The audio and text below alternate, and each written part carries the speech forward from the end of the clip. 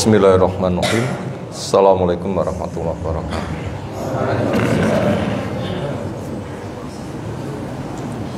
Alhamdulillahirabbil alamin. Walladzi arsala rasulahu bil huda wa dinil haqq liyudhhirahu 'alad dini kullih.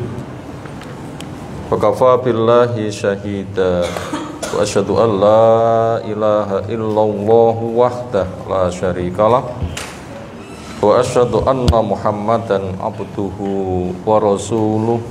Allahumma shalli ala Muhammad wa ala alihi wa ashabihi wa man tabi'ahum bi ihsanin ila yaumiddin. Ya ayyuhalladzina amanu taqullaha haqqa tuqatih wa la tamutunna illa wa antum muslimun wa ba'd.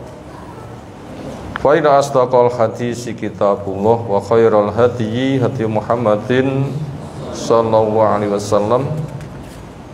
Syarrul umuri muhdatsatuha fa inna kulla muhdatsatin bid'ah wa kulla bid'atin dhalalah wa kulla dhalalatin finnar. Ayol ikhwah, azza subhanahu wa ta'ala. Alhamdulillah, syukur kita haturkan kepadanya. Salawat dan salam semoga tercurah untuk Rasulnya Muhammad sallallahu alaihi wasallam. Setelah berlalu kita pelajari tafsir dari surah Al-Mumtahanah. Berikutnya surah As-Saff. 4 ayat pertama insyaallah kita pelajari kepada qari. Fadhil. A'udzu billahi syaitanir rajim. Bismillahirrahmanirrahim. Sabbaha lillahi ma fis samawati wa ma fil ardh wa huwal azizul hakim.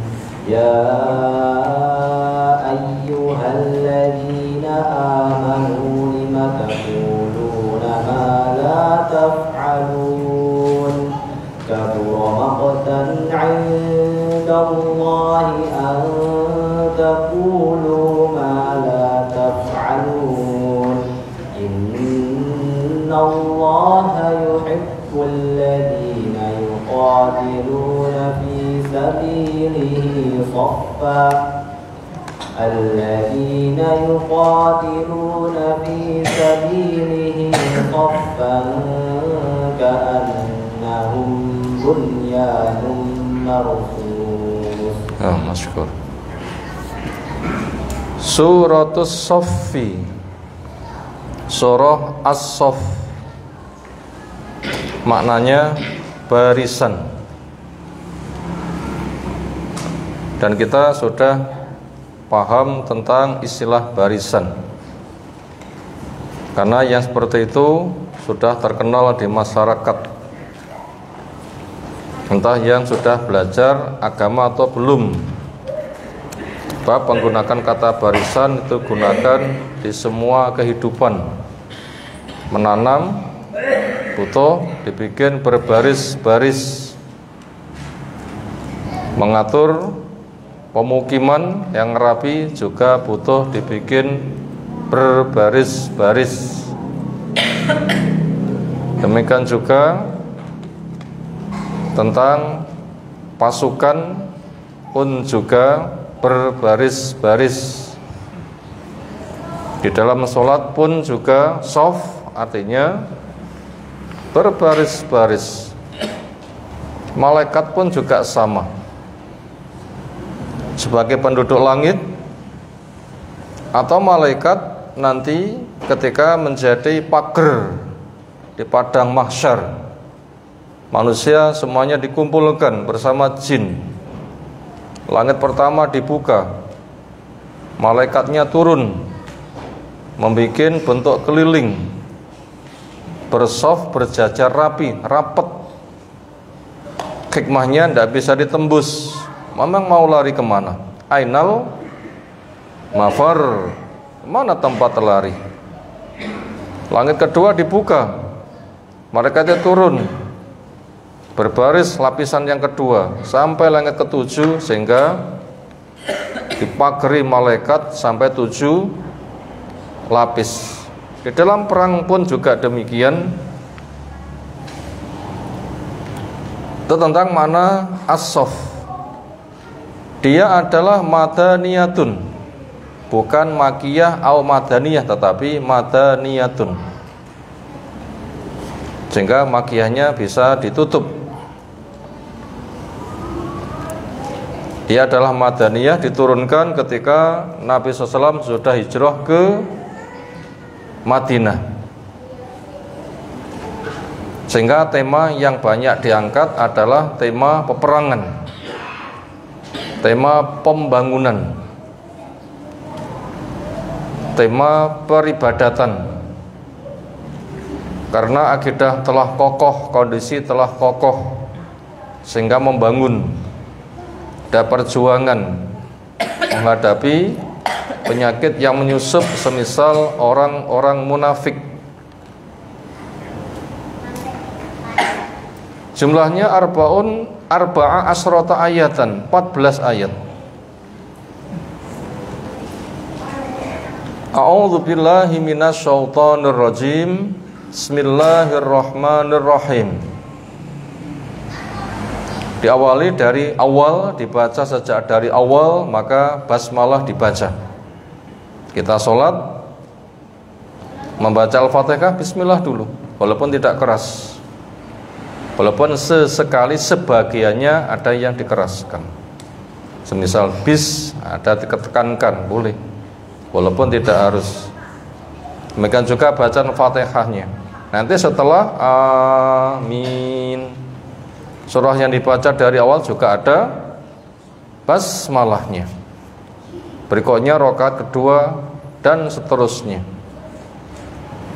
Arti bismillah secara bahasa dengan menyebut nama Allah yang maha pengasih lagi maha penyayang. Makna tafsir, abda'u fi'li bi'aunillah ar-Rahman ar-Rahim. Saya memulai, kita memulai kegiatan dengan memohon pertolongan kepada Allah, Zat yang punya nama Ar-Rahman, rahmatnya luas, semua makhluk diberi sebagai modal hak hidup. Allah punya nama Ar-Rahim yang rahmatnya terus kepada yang syukur, menggunakan nikmat untuk taat, mendapatkan rahmat yang bersifat terus. Ar-Rahman artinya Dzur-Rahmah Al-Wasi'ah, pemilik rahmat yang luas. Ar-Rahim maknanya Dzur-Rahmah Al-Wasilah, memiliki rahmat bersifat terus. Yang terus ini khusus untuk orang yang beriman saja, dengan dalil wa kana Allahu bil mu'minina rahima. Allah kepada mukmin rahim. Mukmin itu di surga. Semoga kelak kita di surga, sehingga mendapatkan rahmat double di dunia, berserikat dengan makhluk yang lain. Di akhirat bersendirian, hanya orang yang beriman. Rahmat Allah dibagi 100, yang satu bagian diletakkan di alam raya. Semuanya berebut satu rahmat saja. Sampai binatang buas punya rasa kasih sayang kepada anaknya gak diterkam, padahal dia adalah penerekam. Dia termasuk berebut dalam satu rahmat. Yang 99 khusus untuk mukmin di surga. Makanya dalam surga itu tidak bisa dihitung. Wa in ta'udhu ni'matallahi la tuhsuha. Dan jika kalian menghitung nikmat Allah, gak bakal bisa menghitung, saking gede nih. Tentang surga Allah menjelaskan pada hadis qudsi, a'dadtu li ibadiyas sholihin ma la ainun ra'at wala udhun sami'at wala khatara ala qalbi bashar. Allah firmankan, ya artinya saya sediakan untuk hambaku yang soleh. Nah, semoga kita soleh. Kenikmatan yang mata belum memandang, kenikmatan yang telinga belum mendengar, kenikmatan yang orang membayangkan belum bisa, karena belum punya modal untuk membayangkan, saking gede nih. Yang terakhir masuk surga saja Dia diberi kesempatan, silahkan kamu ngangen-ngangen. Dan mereka kala itu cerdas sekali, sehingga angan-angannya bisa luas. Ketika sudah mentok, gak bisa mikir, Allah membantu. Kalau ini, kalau ini, kalau ini, ia terkagum-kagum, mengiyakan. Cerdas masih dibantu. Lalu dikatakan, jatahmu yang disebutkan tadi dengan 10 kali lagi. Itu yang paling akhir saja masuk surga kayak begitu. Bagaimana yang awal? Makanya bila kita paham kayak begitu, kita di dunia roh wong sugih gak gampang terbawa. Kenapa? Dibanding akhirat itu kecil. Yang kedua, banyak itu goleke yo angel.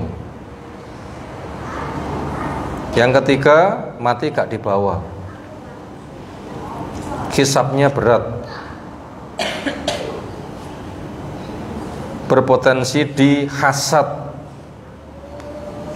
Kadang menyebabkan gak iso turu, mulai dirampok wong piye. Dan nikmat itu ketika jumlahnya sedikit. Bila banyak itu nggak bisa dinikmati. Makanya tidak gampang terbawa. Tapi di surga nggak ada ceritanya kenyang, nggak ada ceritanya kencing berak, nggak ada ceritanya bosan. Semakin lama semakin nikmat. Itu tadi tentang basmalah yang kita supaya meresapi sehingga kita tidak semata berucap Bismillahirrahmanirrahim. Gak semata begitu, tapi renungi. Dan itu doa. Setiap kali kita mau berkarya, bismillah. Mau makan, mau minum, mau pakai baju, mau melepas baju, mau masuk rumah, keluar rumah, buka pintu, tutup pintu, mau melepas baju, mau masuk kamar mandi, mau masuk kamar tidur, ngibasi tempat tidur sambil bismillah, diulang sampai 3 kali. Kepentingan suami istri dan macam-macam. Semua perkara penting supaya diawali dengan bismillah. Itu merupakan doa ringan pengerjakannya, tapi fadilahnya sangat besar, yang kadang orang itu sering lupa. Makanya berdoa, Allahumma a'inni ala dzikrika wa syukrika wa husni ibadatik. Ya Allah, bantulah saya untuk bisa zikir dengan diperbanyak, bisa syukur, menggunakan nikmat untuk taat, bisa menggunakan kenikmatanmu yang kau berikan kepadaku untuk meningkatkan mutu ketaatanku. Doa.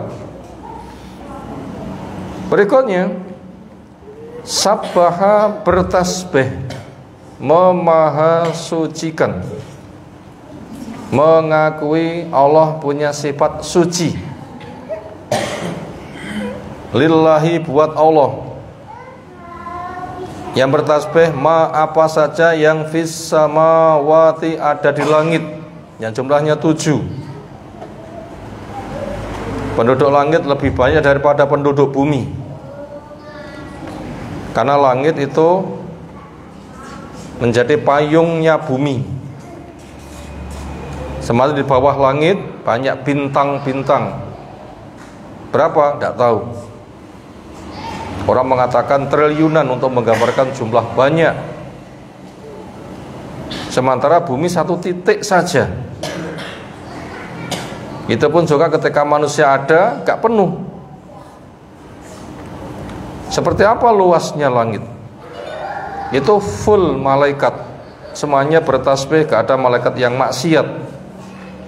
Harut, Marut itu bukan malaikat, tapi dia adalah nama jin, tukang sihir. Makanya malaikat adalah taat semuanya. Makanya apabila manusia di bumi nggak taat, oleh itu tidak kehilangan makhluk yang bertasbih kepadanya. Siapa?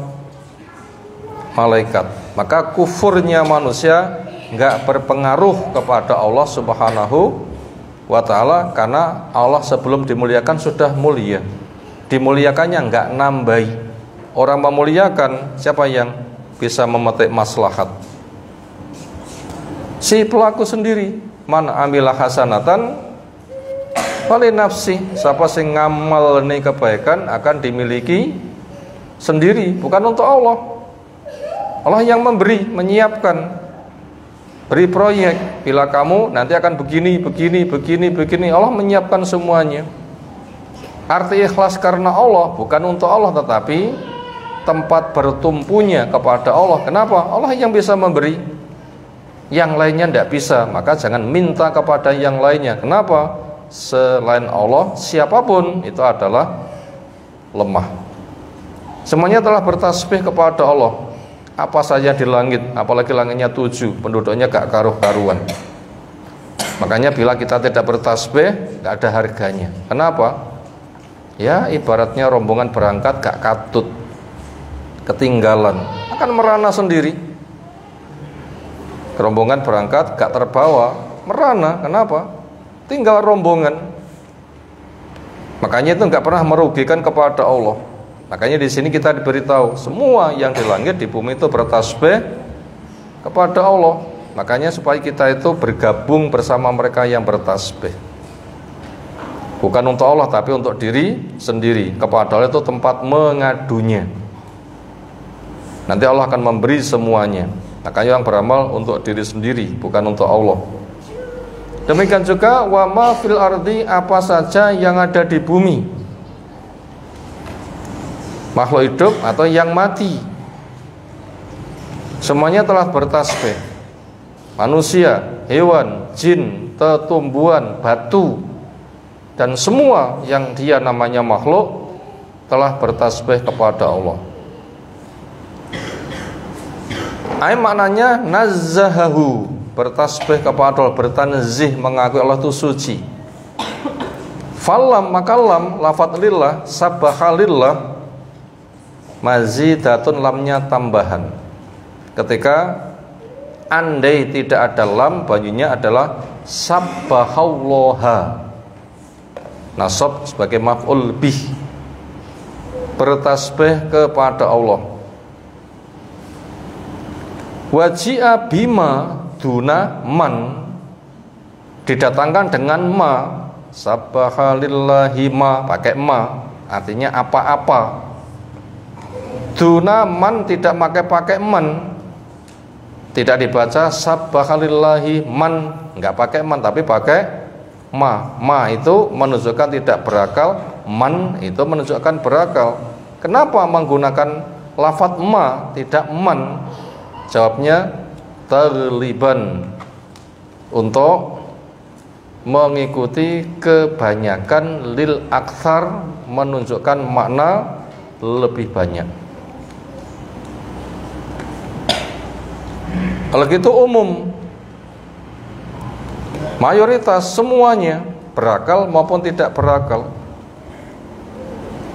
Sehingga pelajarannya, kalau yang tidak berakal saja bertasbih, sing berakal kudune lebih bertasbih. Lah begitu mestinya. Yang tidak ada balasan surga saja karena ketaatannya pol itu bertasbih, yang ada ancaman neraka harusnya lebih bertasbih. Batu-batu jelas tidak ada iming-iming surga, itu saja bertasbih. Sing menuso nanti akan disikap kudune harus lebih bertasbih. Itu hikmah menggunakan lafadz ma, lafadz ma. Nah begitu.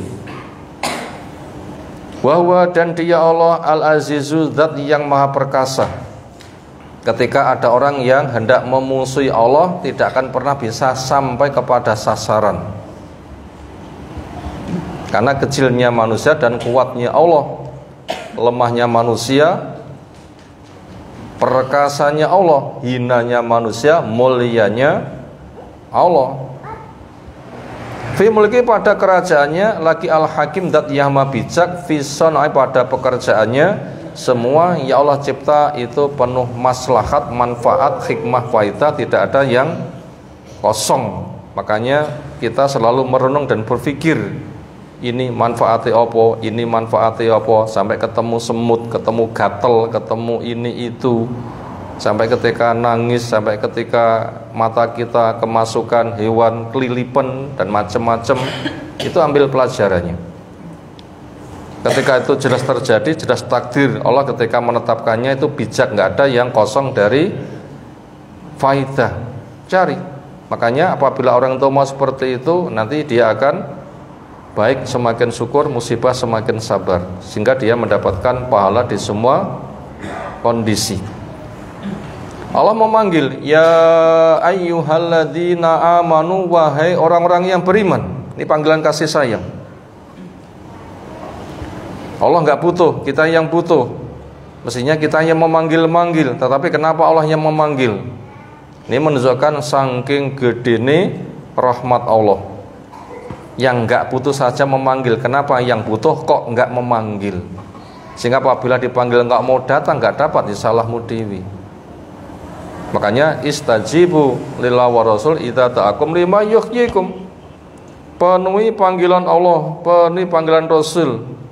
Ketika memanggil kepada kamu, kamu akan diberikan kehidupan yang baik, puncaknya surga, aman neraka. Masa nggak mau? Diundangi, disangoni, masa nggak mau? Mau nggak? Kecil saja mau apalagi besar. Dunia ditinggalkan saja kita diberi, mau apalagi surga yang kekal, masa gak mau? Tapi fadilah yang besar itu juga godaannya besar. Godaannya juga besar. Makanya supaya kita selalu minta tolong kepada Allah Subhanahu wa ta'ala, termasuk dilindungi dari gangguan setan yang mendorong untuk kikir, mendorong untuk malas, mendorong untuk menghiaskan baik tampak buruk, buruk tampak baik, dan semisalnya. Maka ta'awud, zikir itu penting supaya kita tanggap ketika dipanggil, segera menyambut. Pitik saja luwih diceluk kur gimana? Kok dhisik aku tak ceker dhisik gitu ya pitik ya. Enak pitik luwih diceluk kur, kok dhisik tak ceker dhisik. Tak nglelesi sikile rayap.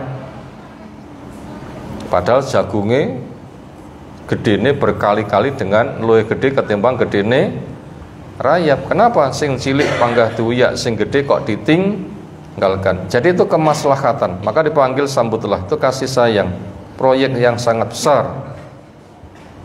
Makanya orang beriman itu adalah orang yang sangat berharga. Allah memanggil kepada mereka. Makanya syukurilah kita diberikan kemuliaan.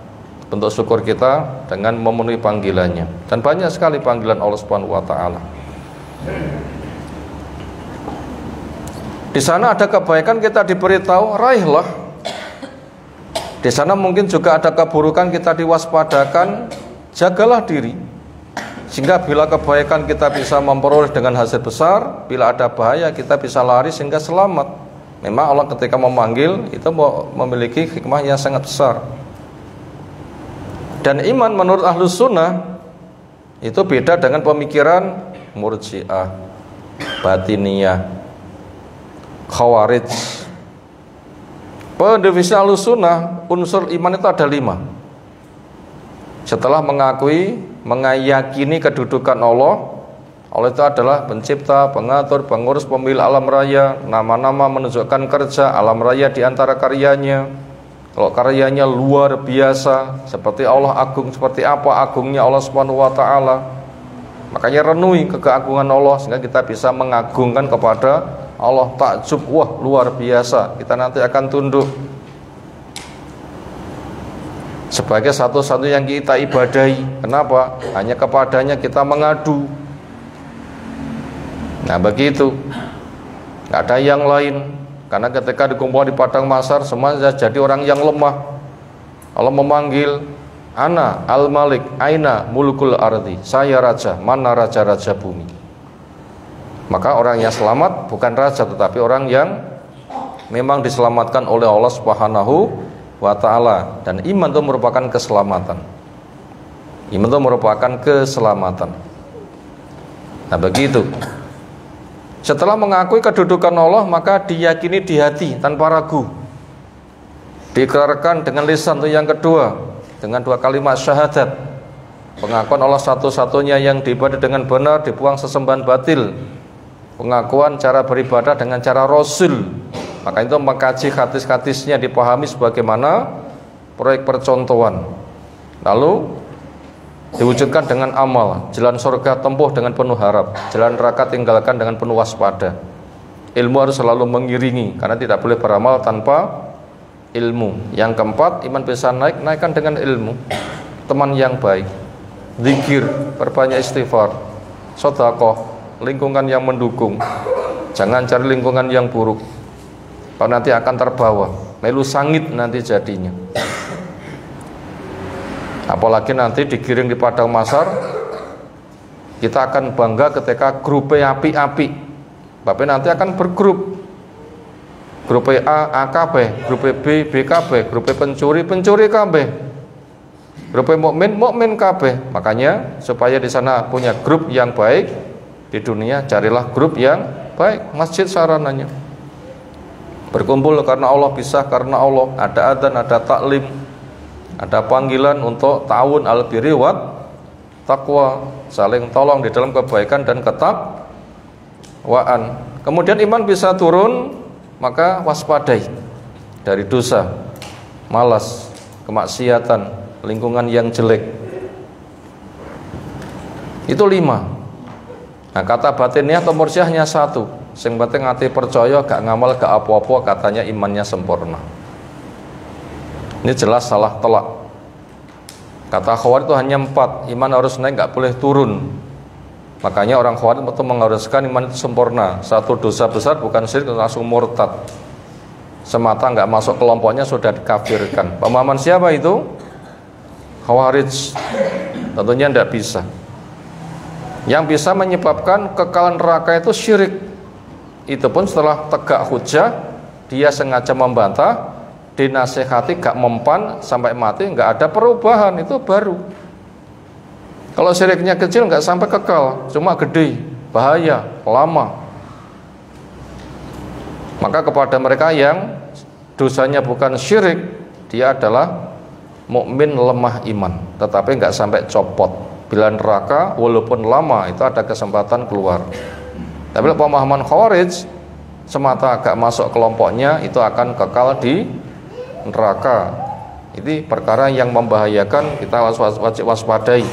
Pendefinisian iman yang bukan dari dalil. Di sini apa? Proyek yang Allah berikan ketika Allah memanggil. Yaitu Allah menanya 5 kenapa. Taquluna, kalian ngomong, ma la taf'alun, apa yang kamu gak kerjakan. Di antara yang mereka omongkan apa? Yaitu fi thalabil jihad, tentang permintaan untuk terjun ke medan jihad.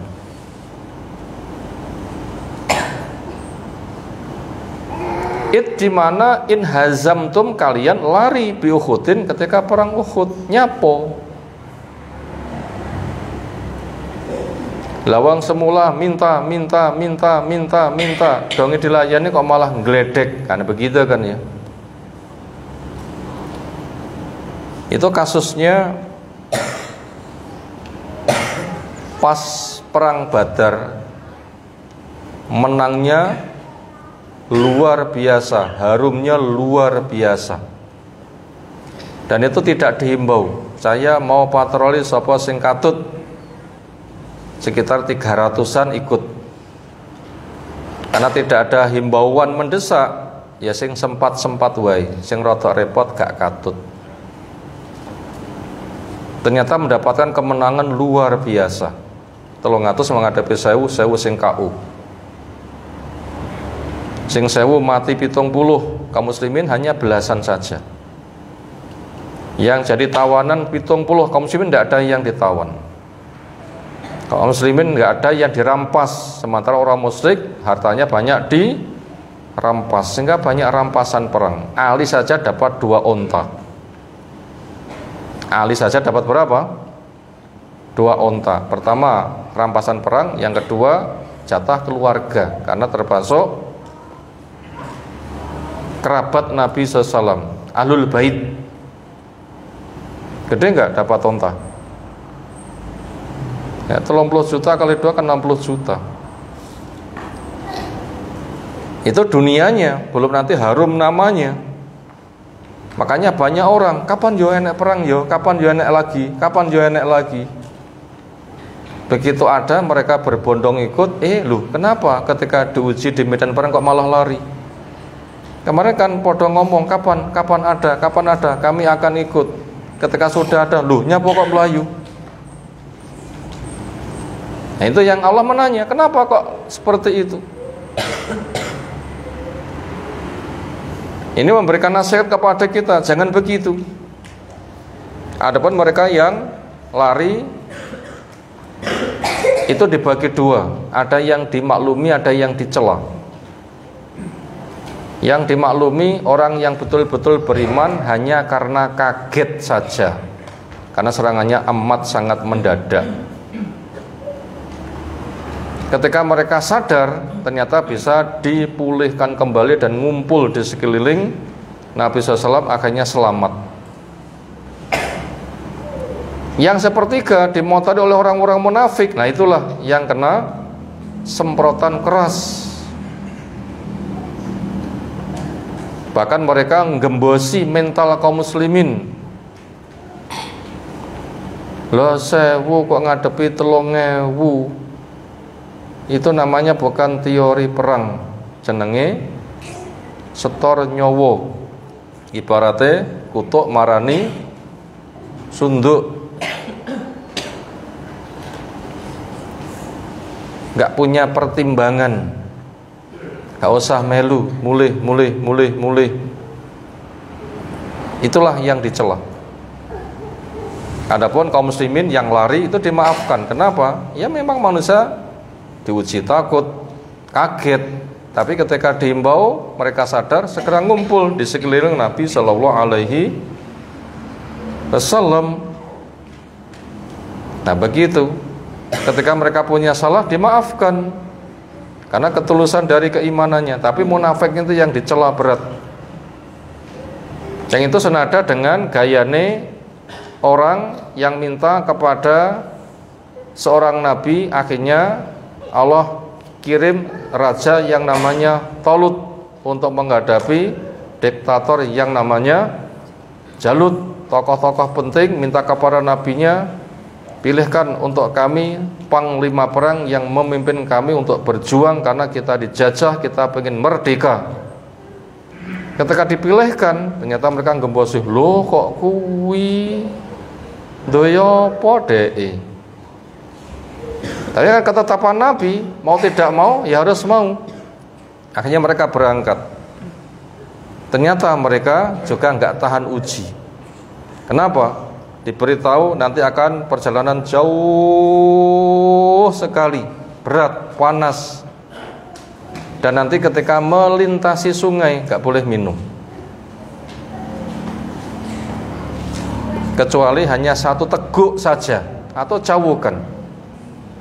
Kata akal, wah ini gak masuk akal ini, jenenge bunuh diri, wah ngelai kaya ngene kok ora oleh ngombe terus gimana? Apa yang terjadi? Sing akal-akalan tidak tunduk, begitu tahu air bagaikan bebek roh banyu, gimana?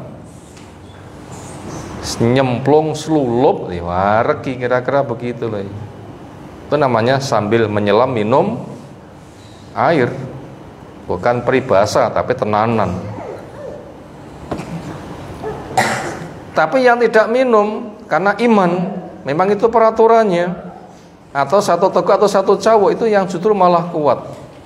Jumlahnya sekitar 300-an juga. Nah mereka-mereka sing ngontok-ngontok, pilihkan kepada kami panglima perang, kami akan berjuang. Kenyataannya ngeledek juga. Semisal mereka, kita pun juga mendapatkan pelajaran seperti itu. Makanya ketika semangat ojo kakian engkres. Napa engkres niku? Koyok Contoh engkres niku nuwun sewu, semangat tiang sing poso nyedeki maghrib napa sing boten dicepakne. Silian kita rumiyin napa sing boten dicepakne. Cepakne dewi, sak meja bek engko dientekne dewi. Begitu maghrib ngombe sak gelas karo kolake sak mengkok wis. Liyane aras-arasen nyawang. Iya kan? Itu contoh kakian angen-angen tapi belum ada kenyataan. Pomo pitik-pitik kate mek kebanteren lek kluruk dong dibiurne gledek. Napa basa Jawane jenenge? Engkres. Ya kita jangan seperti itu. Ketika ada pekerjaan, doa saja semoga saya diberi kemampuan.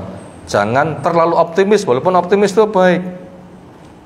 Tanda optimis, semangat, tapi ini dengan doa, semoga mampu, semoga bisa, semoga Allah mengokohkan. Itu yang baik. Ojo nganti, wah aku mesti iso, mek ngono ae. Nah, ini bahaya. Itu bahaya. Walaupun secara teori dikala itu mungkin begitu, tapi nggak boleh kayak begitu. Nggak boleh seperti itu. Dan itu sering terjadi yang kayak begitu.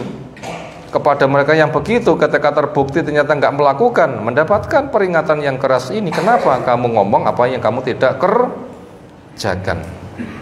Kapuro punya mana alduma, besar, maktan, kemurkaan, itu sebagai tamyiz. Nasab sebagai tamyiz pembeda. Gede, apa nih kemurkaan nih? Indah Allah, di sisi Allah, antakulu, bahwa kalian mengatakan. Antakulu itu fa'il dari kaburo. Antakulu itu bila ditakwil masdar, apa bunyinya? Qaulukum, apa? Qaulukum. Qala yakulu qaulan. Fa'il qaulu. Antakulu antum berarti qaulukum.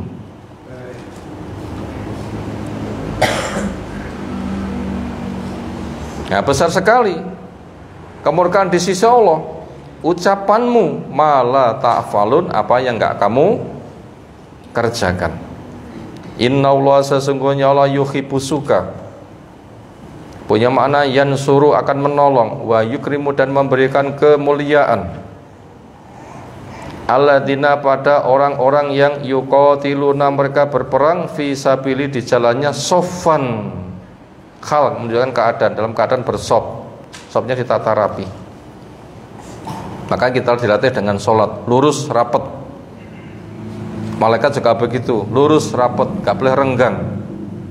Telapak kaki nempel dengan telapak kaki temannya, mata kaki, pundaknya, gak boleh ngeronggong. Nanti setan akan menyusup mengganggu.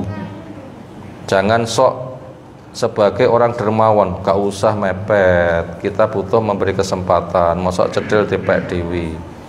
Lek jin-jin liwat yo enek nggene ben melu jamaah. Lek rapet nanti enek nggene kan malah bablas ras itu mampir, seperti itu. Gaya bahasanya kaya orang dermawan tapi itu ngembosi dalil gitu loh ya. Wong jin itu, setan itu diusir malah diberi kesempatan.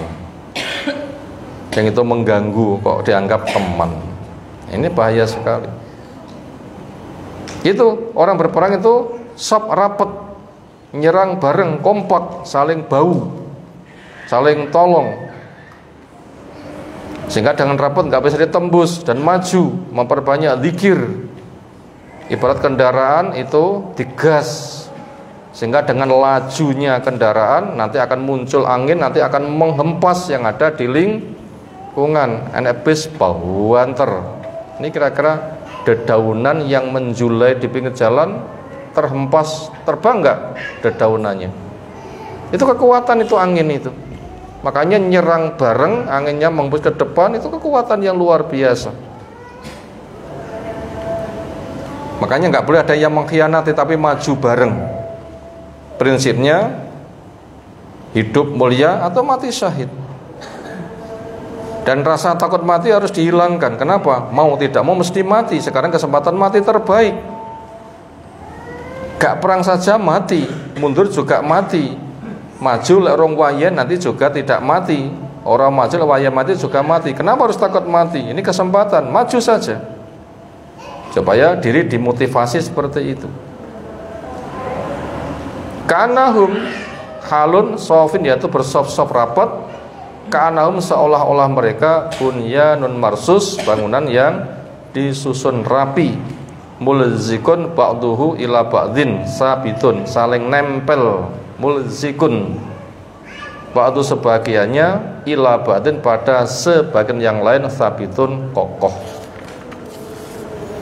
Telah selesai 4 ayat pertama dari surah Shaf yang ada di tafsir Jalalain.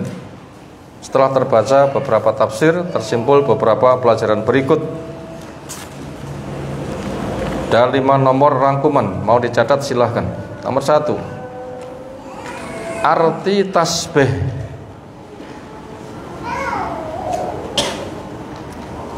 Yaitu mengakui kesucian Allah. Arti tasbih adalah mengakui kesucian Allah. Allah itu suci, diakui begitu. Apanya yang suci? Zatnya, namanya, sifatnya, ketetapan takdirnya. Nah itu diantaranya yang kita akui kesuciannya. Tasbih maknanya mengakui kesucian Allah.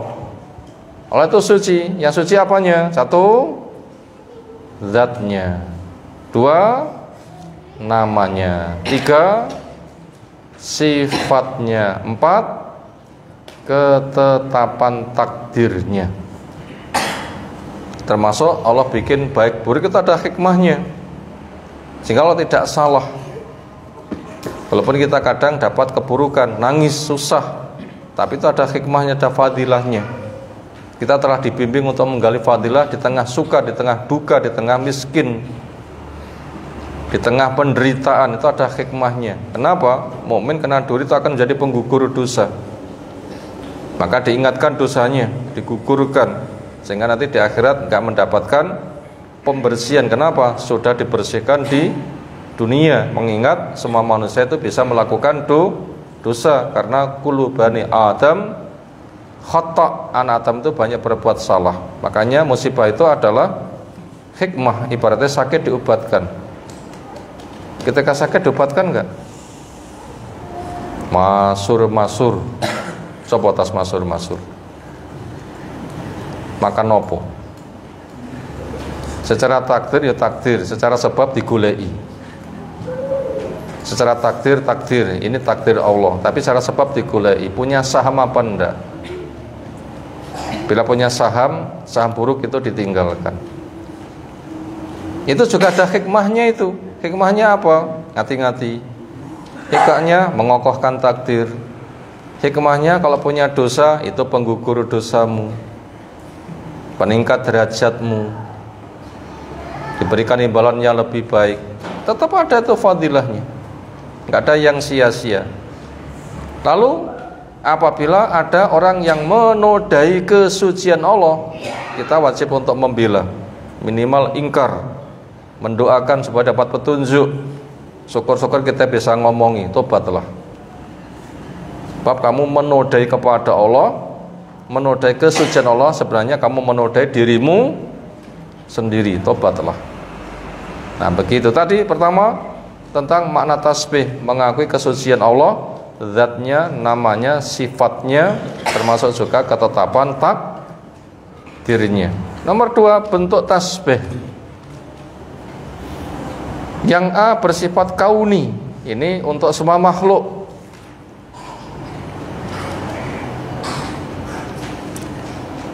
Bentuk tasbih yang A bersifat kauni, ini untuk semua makhluk. Yang B bersifat syar'i, ini untuk mukmin saja. Itu dari bentuk tasbih dibagi 2, ada yang kauni, ada yang syar'i. Kalau tasbih dalam bentuk kauni ini semua makhluk. Tasbih bersifat syar'i itu hanya mukmin. Tasbih bersifat kauni, semua makhluk, diantaranya dia dicipta nggak bisa menolak, manut, itu termasuk tasbih. Waktu dibikin atas mau, termasuk tasbih. Api dibikin panas mau, termasuk tasbih. Dan semua mengakui pencipta alam raya itu adalah Allah, termasuk tasbih. Itu namanya tasbih kauni. Iblis mengakui enggak yang mencipta alam raya itu Allah? Yang mencipta dirinya itu Allah? Mengakui enggak? Mengakui. Itu namanya tasbih kauni. Termasuk diberikan modal tauhid rububiyah. Apa tauhid rububiyah? Pengakuan bahwa pencipta, pengatur, pengurus, pemilik alam raya itu Allah. Ngakoni itu namanya tauhid rububiyah, yaitu pengakuan pencipta, pengatur, pengurus, pemilik alam raya itu adalah Allah. Itu namanya tauhid rububiyah. Ketika mereka mengakui yang mencipta langit, bumi, menurunkan hujan, menumbuhkan tumbuh-tumbuhan, menghidupkan, mematikan, memberikan rezeki, menyembuhkan, memberikan kekayaan, membahagiakan, menghilangkan duka, itu adalah Allah. Itu mengakui, itu namanya bawaan tauhid rububiyah. Itu termasuk tasbih, tapi bersifat apa? Kauni, tanpa usaha sudah diberi. Semuanya sudah bertasbih, sehingga alam raya menjadi teratur rapi. Lalu yang kedua jenisnya ada tasbih bersifat syar'i, yaitu dikenalkan kepada Allah akan keagungannya. Kamu punya tugas untuk menghamba kepadanya, tunduklah. Akhirnya dia menerima Rasul, menerima wahyu, mengimani, mempelajari, mengamalkan, mendakwahkan, taat dengan harap-harap cemas. Ketika longgar memperbanyak tasbih, subhanallah walhamdulillah dan semisalnya. Itu namanya termasuk jenis tasbih syar'i. Itu pelakunya hanya orang yang beriman saja. Itu tadi tentang bentuk tasbih. Maka supaya tasbih bermanfaat, maka setelah kita dibekali tasbih kauni, wujudkan dengan tasbih syar'i. Itu nanti fadilahnya besar. Nomor 3, faidah adanya tasbih dari makhluk. Faidah adanya tasbih dari makhluk.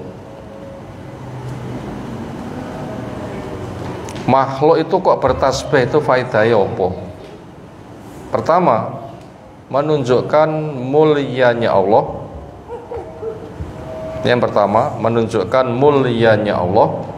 Nomor 2, menunjukkan rendahnya makhluk.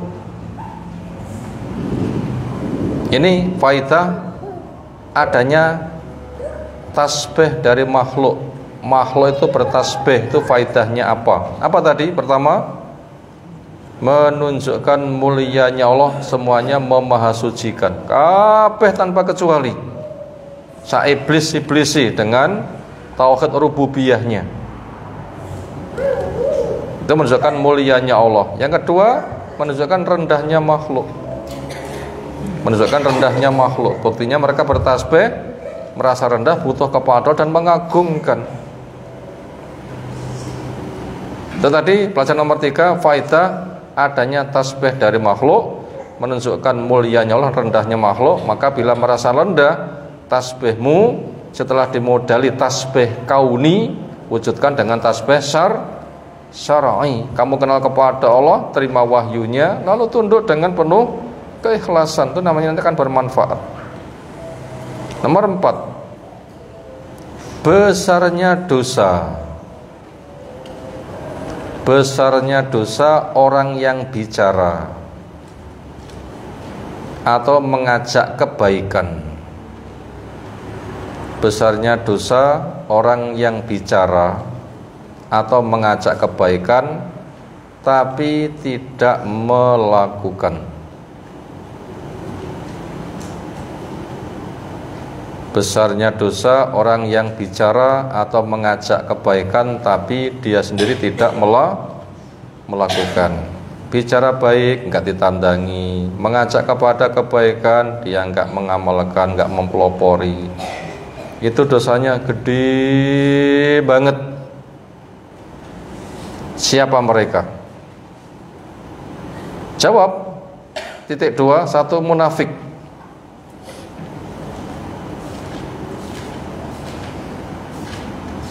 Nomor dua, orang sumpah tapi nggak dipenuhi. Orang sumpah tapi nggak dipenuhi. Nomor tiga, orang yang bernadar tidak dilaksanakan. Yang ketiga, orang bernadar tapi tidak dilaksanakan. Nomor empat, minta terjun ke medan perang. Minta terjun ke medan perang, tapi ketika berhadapan dengan musuh, dia melarikan diri. Itu yang berapa tadi? Keempat ya. Minta terjun ke medan perang, tapi ketika berhadapan dengan musuh, mereka melarikan diri. Itu yang keempat. Yang kelima, para penganjur kebaikan. Yang kelima, para penganjur kebaikan, tapi tidak melaksanakan anjurannya. Titik.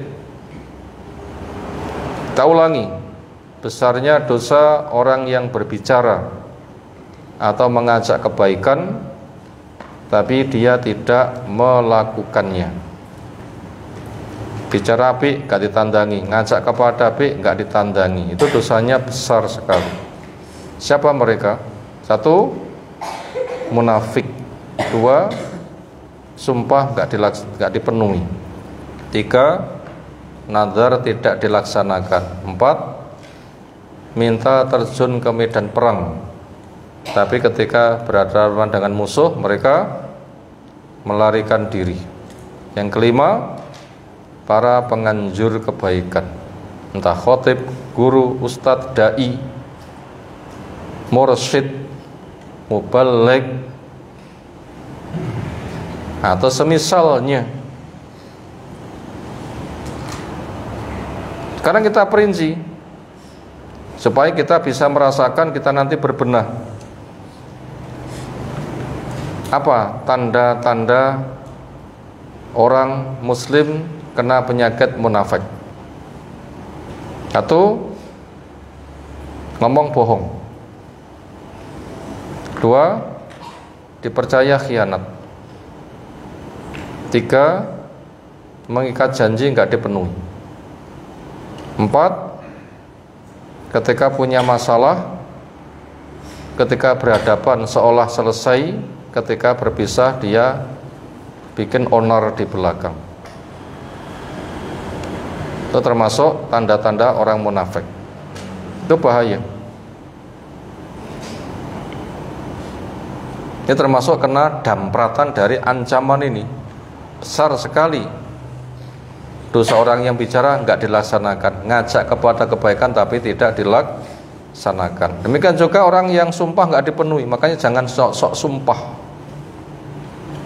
Yang penting-penting saja, dan itu memang sebagai pengokoh.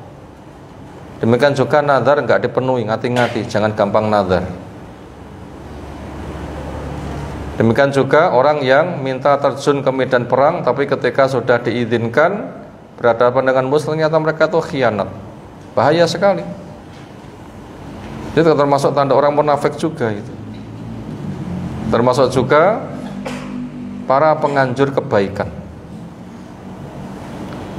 Apa saja istilah di masyarakat penganjur kebaikan? Khotib apalagi, ustadz apalagi, guru, mursyid, pembimbing, tokoh, yai, dan sebagainya. Itu ngomong kebaikan, ngajak kebaikan tapi nggak melaksanakan. Itu resikonya bahaya. Resikonya bahaya. Di neraka, di sana ada tontonan. Ada orang berputar-putar sampai ususnya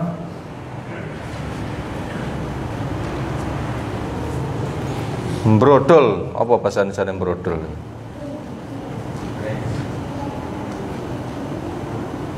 Karena berputar-putar langsung membelit tubuhnya. A'udzubillah min dzalik. Penduduk neraka sama nggumun.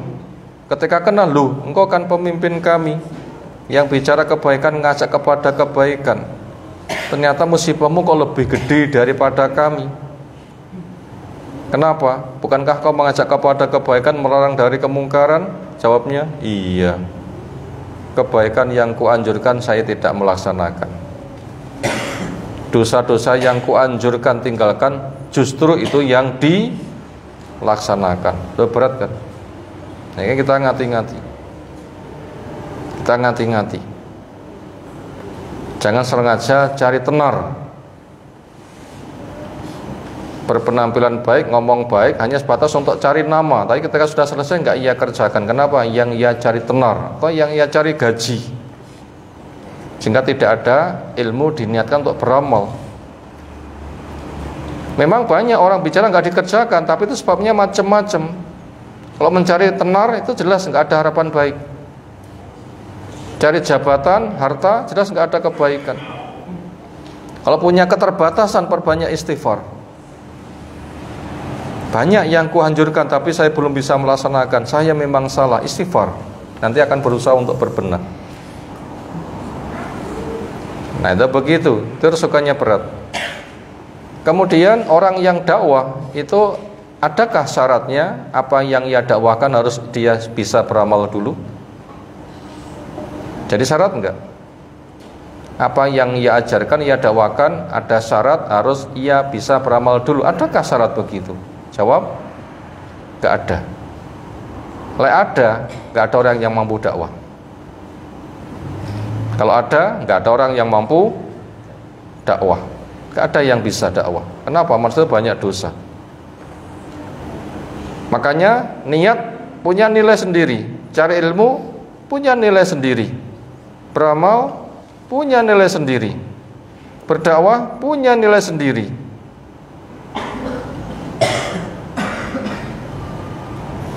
Ketika yang ia dakwahkan nggak ia amalkan, nggak merusak nilai yang pertama, nggak merusak nilai niatnya, ilmunya, amalnya, cuma punya dosanya porota amal nih. Maka disitulah nanti akan ada penimbangan. Dan kita butuh juga untuk menyampaikan, mengajak. Dan kita tidak usah ngenteni, harus bisa melaksanakan. Tapi doronglah untuk mengajak, nanti akan terdorong untuk mengamalkan. Dan memang fadilah mengajak itu fadilahnya besar. Akan dapat pahala sejumlah mereka yang diajak, tanpa mengurangi pahala mereka. Dan nanti akan semakin ngati-ngati, karena punya amanah di pundaknya, dan juga ada ancaman. Nah begitu. Berikutnya terakhir yang kelima, keserasian soft. Keserasian soft, rapi, rapat, seperti bangunan yang saling mengokohkan. Keserasian soft, rapi, rapat, seperti bangunan yang saling mengokohkan.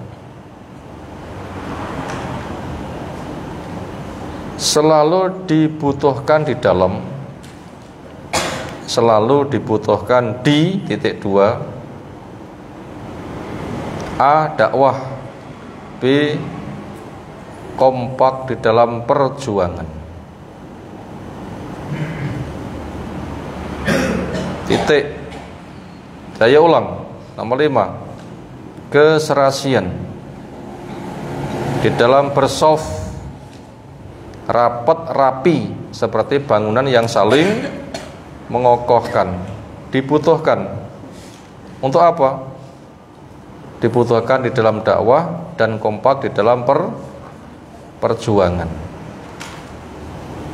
Jadi orang yang ta'awun, saling tolong di dalam dakwah, itu butuh keserasian, kemitraan, kerjasama di antara mereka rapi, rapat, bagaikan bangunan yang saling mengokohkan. Demikian juga terjun di medan peperangan. Dan kita selalu dilatih di dalam sholat kita, rapat, rapi. Itu selalu dibutuhkan. Karena rapat, rapi itu nanti so nyetrum. Di antaranya anak, kenapa? Kedekatannya dengan ibu lebih gede daripada bapaknya. Kenapa? Kecilik nemplek kulite. Kecilik nemplek kulite itu nyetrum. Kena pengaruh. Apalagi nanti yang lain-lain air susunya, perangainya. Lek lepas anak rapatek durus ibuke minggat. Walaupun tahu itu ibunya, akrab enggak rasanya? Kurang. Itu beda. Kenapa? Gak enak setruman nih.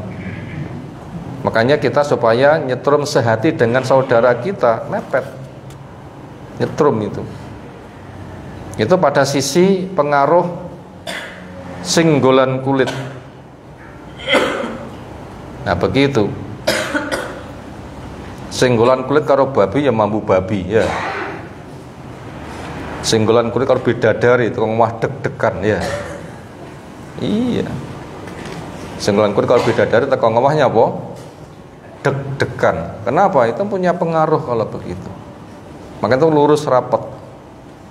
Di balik itu dapat pahala rapat, setan tidak menyusup, setan tidak mengganggu, dapat pahala. Hatinya menyatu, dakwanya saling mengokohkan. Makanya kita sudah terjun kayak begini, kita saling menjaga. Jaga guru kita, jaga murid kita, jaga jamaah kita. Masing-masing itu punya kekurangan. Ojo ngati gembosi. Coba sing ngaji kae. Nyapa kok sregep jane ya ora patek demen ya pancen tanggaku terus piye neh. Pemutuk tanggaku ya giyah ngrungokne mek kakean ngomong. Ini bahaya. Tidak saling mengokohkan, saling membongkar aib. Gak ada orang yang gak punya aib, itu mesti akan terbongkar aibnya. Makanya itu kebaikannya lebih banyak, itu akan menutup kepada kekurangannya, maka jangan diungkit-ungkit. Demikian juga di dalam medan perjuangan pun juga demikian, itu butuh sop yang rapi, rapat, saling mengokohkan, sehingga dengannya nanti akan ditolong oleh Allah Ta'ala. Demikian yang kita sampaikan malam hari ini. Insyaallah kelanjutannya kita kaji menyusul. Ada tanggapan, disilahkan. Kalau kita nanti tahu tentang besok jadwalnya di Sambil, kita nggak datang itu termasuk itu bukan? Ya termasuk, ya cuma alasan nggak datang apa? Ya bisa tapi nggak datang. Ya, dia dapat pahala memberitahu, tapi mendapatkan teguran. Kenapa? Menganjurkan kok nggak melaksanakan. Dia memberitahu dapat pahala 10, nggak datang, dapat dosa 10, ya malah 0. Dia menganjurkan dapat pahala 20, nggak teko, dosanya 30, torok. Makanya apabila kita tidak hadir, sampaikan alasan. Sampaikan alasan sirku teko tapi ibu saya sedang sakit, terpaksa saya tidak bisa hadir. Nanti dianggap sama. Jadi senajan toh nggak teko, tetap memberitahu. Kenapa? Supaya dapat pahala memberi tahu. Wis ra teko nggak ngomongi dosane akeh, rek sing ngurangi. Lah begitu loh ya. Tetap saja memberitahu. Saya ngaji. Nanti protes, mau ajak-ajak ra teko lho, aku ki golek pahala aja. Dosaku ki akeh ben rodok sudo karo aku ajak-ajak. Lah aku meneng ae, dosaku ra kilong-kilong dengan saya memberitahu dosaku ben rodok kilong. Tetapi itu kena ancaman. Kena. Makanya bila kita tidak datang itu supaya kita punya alasan syar'i sehingga kita tidak salah. Apalagi orang yang punya banyak usaha kemudian mungkin berakhir penderitaan, apakah penderitaannya itu semata-mata mengganggu usaha atau juga sekaligus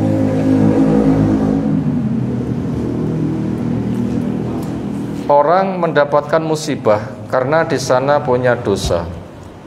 Fungsi musibah itu apakah hanya semata penggugur dosa? Itu bergantung kepada kesiapan ilmu, niat dan mental. Ketika dia tidak siap ilmu dan mental, musibah ya semata menggugurkan dosa. Tapi ketika dia punya siap ilmu dan mental, karena di tengah musibah ada husnudzon, ini takdir, ada hikmahnya, mengingatkan saya, mendorong saya untuk segera menyelesaikan. Dunia enggak seberapa sudah berat, gimana nanti di akhirat. Akhirnya dia ridho dan sabar, tidak protes kepada Allah. Makanya nanti fadilahnya dosa digugurkan, diberi pahala, derajat ditingkatkan. Nah itu hikmahnya, minimal itu menggugurkan dosa. Wallahu a'lam. Apalagi malaikat nanti juga tinggal di surga.